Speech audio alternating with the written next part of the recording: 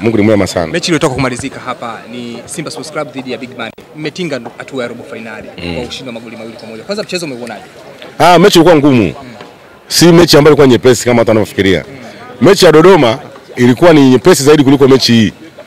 Mechi ya Dodoma mji ilikuwa ni nyepesi kuliko mechi ilikuwa ngumu. Yaani Dodoma mnaocheza nao ligi kuu, mechi ilikuwa nyepesi kuliko mechi ya leo. Kwa sababu hao ukiangalia sasa wakina Ngoma wao wamesahau. Wote wakina Ngoma wako hapa, watu wamecheza ligi kuu karibu nusu wachezaji wote wamecheza ligi kuu. Kwa hiyo ni mechi ambao ni si wachezaji ambao wanaona kwamba ni wageni wa mechi kubwa kama hizi. Ni wachezaji ambao ni wazoefu. Kwa hiyo kwa jumla hii mechi ilikuwa ni ngumu. Tulistahili kushinda goli nyingi lakini tulikutana na ugumu maana wachezaji wengi ni wazoefu wa kucheza na timu kubwa. Joshua Mutale Budo hatimaye amefunga leo lakini pia amekuwa man of the match. Kiwango chake mchungaji umekionaje? Ndio mpira jinsi ulivyo. Kuna kipindi mpira unakukataa, kuna kipindi mpira unakubali. Leo mechi ya leo imemkubali, chochote anachofanya kilikuwa kinakubalika. Mbaya zaidi akawa mchezaji bora wa mechi hii. Kwa hiyo Mudo leo kaonyesha kitu cha pekee. Leo kajituma mpaka watu wameshangaa. Tumefurahi. Na hata washabiki wamefurahi wa Simba. Naamini mchungaji. Kwa sababu tulimtegemea yeye siku zote ni mtu ambaye ni kudondoka kufeli lakini leo kaonyesha kitu kikubwa sana. Kwa hiki alichokionyesha leo mchungaji, maana wengi walikuwa wanamtukana kama ulivyosema na wengi wakiongea maneno mabaya kwake. Na wengi walikuwa wanasema kuwa mwisho wa msimu huu hawamtaki ndani ya Simba Sports Club. Unawaambia nini sasa kwa kiwango alichokionyesha? Kwa dakika hizi amechelewa. Too late kwa sababu ligi bado mechi ngapi? Mechi kama 6 7 siwe 8 mechi ligi ishe. Kwa hiyo ukiangalia hata sio first 11 ya timu ya mwalimu.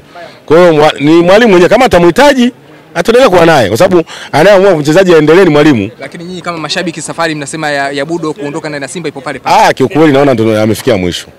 Naona anaelekea mwisho. Lakini tuache mwalimu mwenyewe atasema nini. Mwalimu mwenyewe atakuja kuamua kwamba mechi itaendeje. Mchungaji, leo waziri wa michezo amekutana na viongozi wa Simba Sports Club pamoja na viongozi wa Yanga pamoja na wale viongozi wa bodi ya ligi. Kwanza mkutano huu umeusikia? Mkutano huu nimeusikia. Lakini kwa ujumla kwamba Yanga wanafanya uhuni, wao shabiki wanafanya uhuni. Wameenda pale nje wamejazana eti wanataka point 3. Za nini?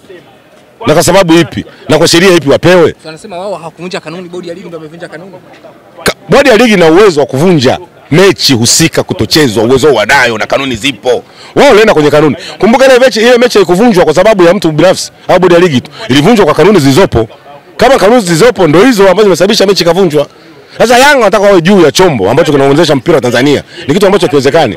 Yanga bado itaendelea kuwa chini tu. Tarehe itapangwa na siku ya mechi itawekwa.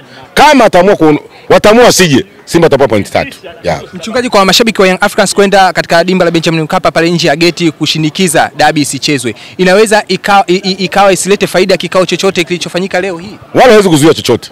Yaani kwa kifupi tu. Wale hawana uwezo wa kuzuia chochote. Yanga Afrika mimi nawajua, Yanga Afrika ni watata wakorofi. Ukorofi wao huu unaenda kuwanyima point 3 kwa sababu tarehe itapangwa najua na uwanjani hataenda.